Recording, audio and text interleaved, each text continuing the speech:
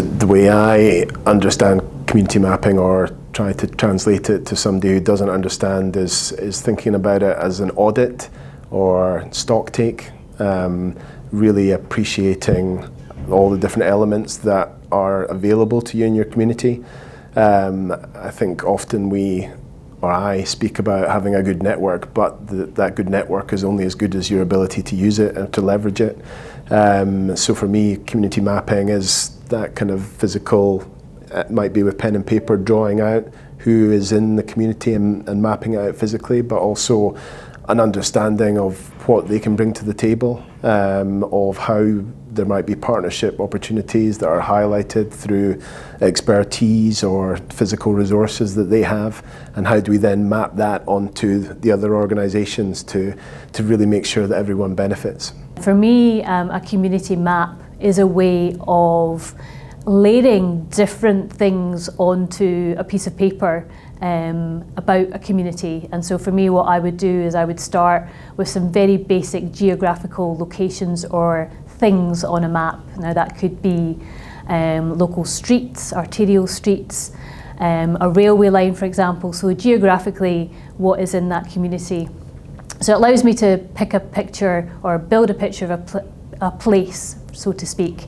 And then onto that map, I would start to think about who is represented in that community, what other community organisations exist. So there might be other charities in an area, there might be other sports organisations. What can I put on that map?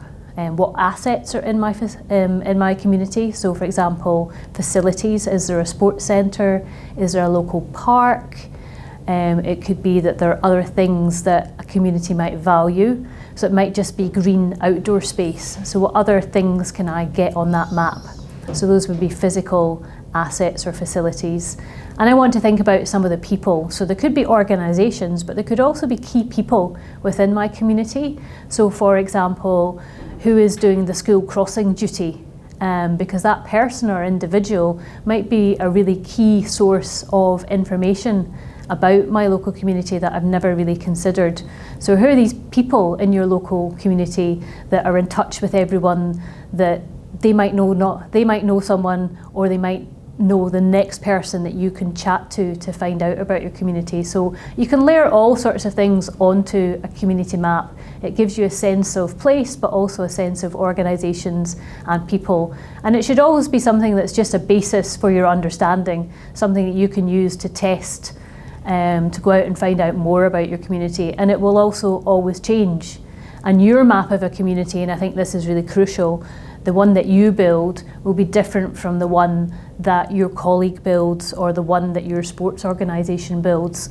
And it's a really interesting exercise then to compare and contrast where different people are coming from in their communities. So there are easy ways to find out about a community and to help your sports and physical activity organisations also to find out about their community. And as practitioners in a sporting system, what we can do is we can use and leverage the hard work that other people have put into this space, and that's really, really key. So when we talk about secondary information, what else is out there that we can learn from? And particularly in Scotland, we use SIMD, which is Scottish Index of Multiple Deprivation, which is a government-based index which coalesces a whole lot of different indicators about the demographics of an area. And you can go away and read about this, but it involves things like education levels, about housing levels, and about income deprivation, which covers the whole of Scotland. And that is a really useful tool for you to get a first feeling for what a community might look like. And so recommend that you dig that out on the internet and go and have a look at that.